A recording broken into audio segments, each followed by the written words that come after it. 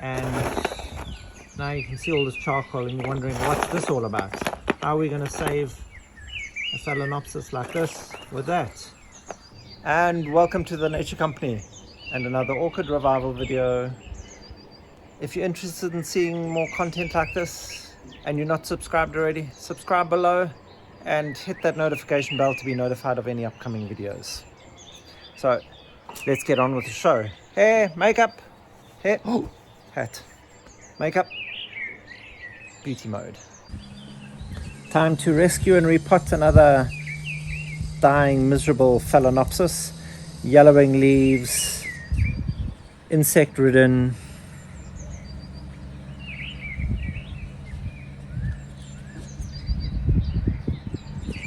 And rotting roots. So today we'll be showing you how to save this baby and get him back into full health and full bloom. Removing the old soggy dead material.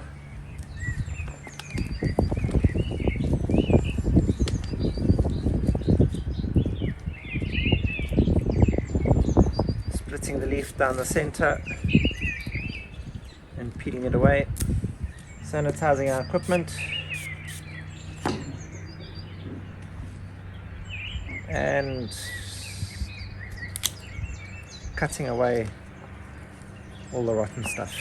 Okay, we're still going to cut away these two roots here. We have two fresh roots that we can allow the plant to continue its growth with. So let's respray.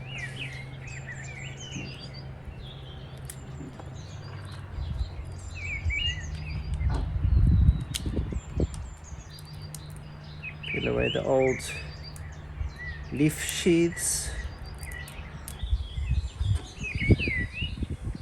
Now we can see a new growth forming. I'll just peel the sheath around it away to make it easier for it to come out. Try not to damage it. Okay, and now we'll take our garlic water again. This time we have some roots that are set already, so the garlic water is the one that we're going to be using, and spray away all those pesky bugs.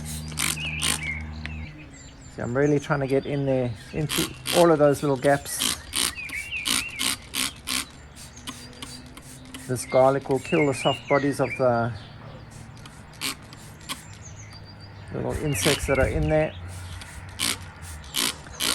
and the amount that I'm using will wash away the rest. Just wiping it down to get rid of any of those extra stubborn ones that are still on. Now that's just making me hungry, but anyways, so take the rubbish away.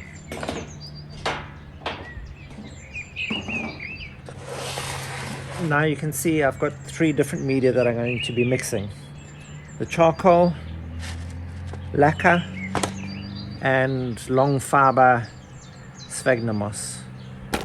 All I've got here is charcoal. This is not the briquettes that you use for lighting your fires. That's laced with chemicals and starters and that. This is just pure natural charcoal. Best get charcoal for agricultural reasons, and that way you can be sure that it's going to be right for your plants. Let's dive a little deeper into why charcoal is an orchid's best friend. You see, orchids are fascinating exotic creatures, and they have this unique thing about their roots. They need that little extra love, and charcoal provides this.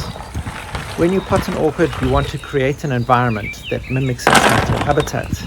Well, orchids often grow on trees in the wild, latching onto branches and the bark. That's where charcoal comes into play. It keeps the potting mix aerated, just like those airy spaces in a tree's nooks and crannies. The charcoal bits create these cozy little pockets of air within the soil, and an orchid's roots go bananas for this. It's like their own personal oxygen supply. They need this because, unlike regular plants, orchids aren't fans of being packed too tightly in a media. They like their space, and the charcoal gives this to them. Now, another cool thing is that charcoal is like a super absorbent sponge. It soaks up the excess moisture in the mix, which is a big deal because orchids hate soggy feet. With charcoal around, there's less risk of your orchid's roots getting waterlogged and rotting away. But there is still more. Charcoal also has this purifying magic.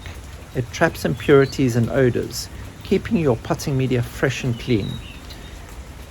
This is not just good for your orchid's health, but it's also a win for your nose.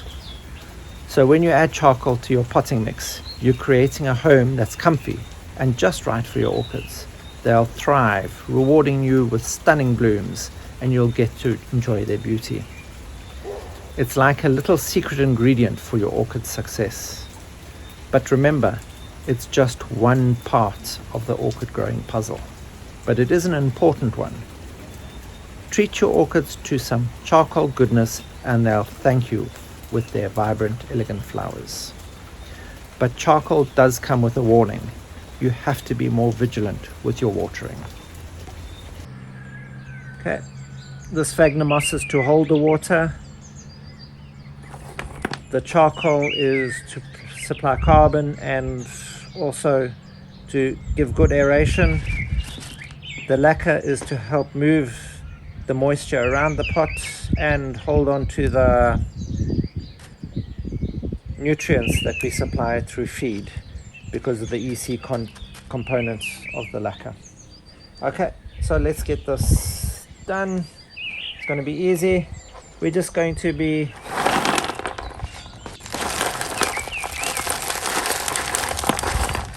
mixing some of the lacquer in.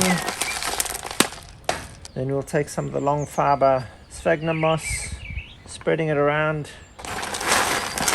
We're not wanting too much, just enough to hold a little bit of extra moisture, especially in areas where you're going to land up overwatering your plants. Put them in charcoal where you have no chance of overwatering. This is going to be closer to what they are in the wild, where their roots are just out on the bark of the tree and they dry off almost immediately after they've been watered or rained on. And this is going to provide pretty much the same sort of climate.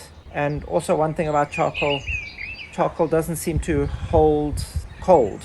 It seems to stay at a fairly even temperature, and even in really cold evenings it doesn't seem to get as cold as the air surrounding it. So that's always a good thing for your charcoal to help keep your Phalaenopsis nice and warm.